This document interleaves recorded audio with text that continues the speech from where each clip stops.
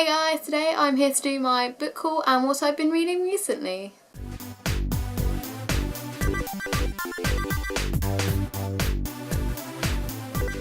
I'm going to apologise now. If I keep looking like this, my cat is in the room and she's on a path of destruction. So I might get a little bit distracted and have to stop filming. But I'm trying to do it with her in the room, but I'm not sure this is going to work.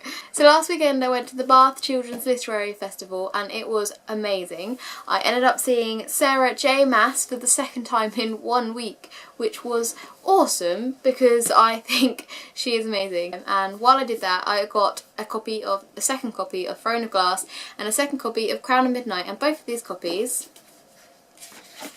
are signed. And what you may notice about this signed copy is that it's not dedicated to anyone, and that is because these two books will be going on a giveaway at some point, either on my vlog or my blog or both, so keep an eye out for both of these for a giveaway. Woo! You so need to read these books if you haven't already. They are awesome. So I also, at the literary festival, I went and saw Patrick Ness.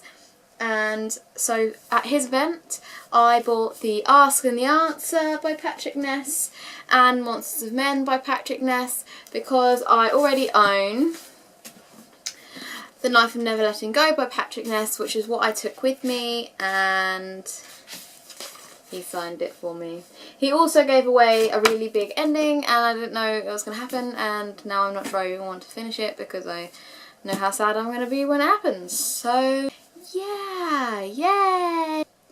Anyway, I also got More Than This by Patrick Ness, and again this is a copy that I got signed by him. I'm really looking forward to reading this one. It sounds really interesting if nothing else. So yeah, I'd just be interested to see how good it is or not, as the case may be.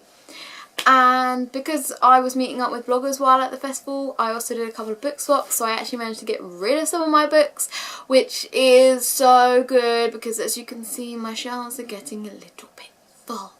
But even though I got rid of some books, I obviously still got some in return. So the books I got were Forgive Me Leonard Peacock by Matthew Quick and Unearthly by Cynthia Hand.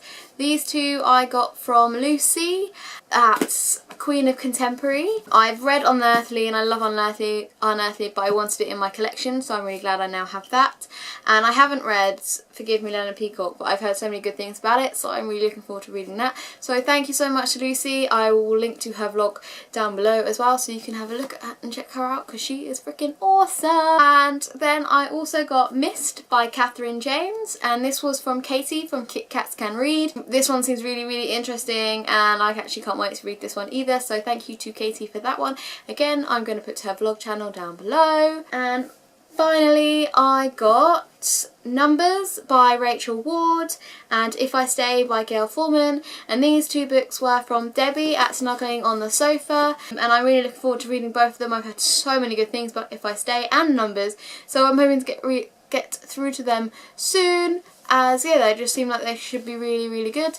And I will also leave Debbie's vlog and blog links down below.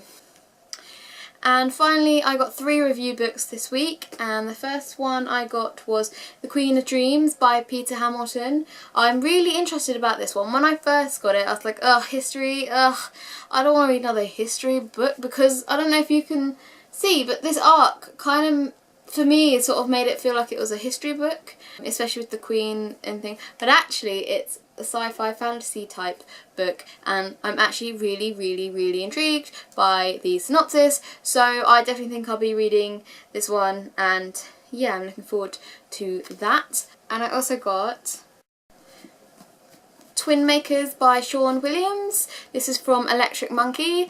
It's massive. It's like 500 and something pages, but it sounds absolutely fantastic, and I'm going to be starting this week, and I'm really, really, really looking forward to it, and you will hopefully see a review of it on my vlog in a couple of weeks, so look out for that one. And finally I got Young, Gifted and Dead by Lucy Carver. I've been looking forward to this one for ages. I actually forgot that I requested it, and then it turned up on the door and the step, and I was like, yes, I remember requesting this. I cannot wait to read it. It looks fantastic. So I'm really looking forward to reading this and getting a review up soon so that you guys can be like, oh, I want to go out and buy it straight away. So yeah, this one sounds amazing. It's all about ghosts, and you know what I'm like about ghost books. So those were all the books I got in the last few weeks, and now that I've gone through all of that, it's time for you to see what I've been reading recently. So basically I haven't done one of these for a long time, so I'm not going to bombard you with all the books I've been reading since I last did one of these, but just the last few highlights that I've been reading. So the last book I just finished was Before I Fall by Lauren Oliver. Personally, it took me a bit of a while to get in. I really liked the beginning, and then it got a little bit mundane and boring and samey in the middle, and then it started to pick up towards the end, and then it started to get samey again. But I did like the ending, I did like the overall book, but it didn't have that thing for me that kept me going. So I'd probably give it about 3 stars if I was to review it. But yeah, I read it all the way through, so it kept me enough to keep me going, and it was an entertaining book, and it did have an interesting message, but it didn't have that spark for me that some books have been having for me recently. Before that, I read Angel Fall by Susan E., which was absolutely fantastic. Like, oh my god, I got sucked into it straight away. It was like fully embedded in the story. I wanted to know what was happening, and then by the end of it, I was like, no freaking way! How can it end like that? So I'm now really looking forward to reading the second book. I also finished 14 Little Blue Envelopes by Maureen Johnson, and I really liked that story. It did take me a while to get into it, and it did feel a little bit like P.S. I Love You, but once I got into it and I really got on with the character and everything, I thought it was a really nice story. It was really cute and really like, ooh, and I was travelling on the train when I was reading it, and she kept travelling on the train in the book, and it was like, oh, I could actually imagine myself being on a train and being in different countries, and actually it was a really interesting book, and I'm really glad I read it, and I can see why everyone loves Maureen Johnson. Yeah, it was just really good.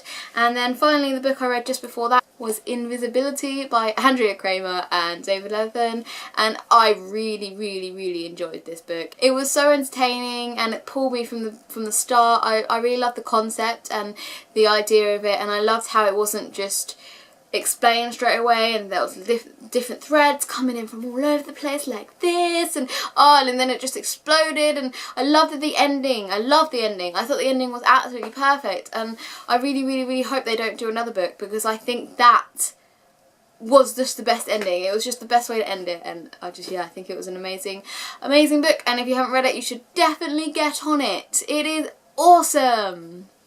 Yeah. So that's all for me today, and I'll see you again later. Bye!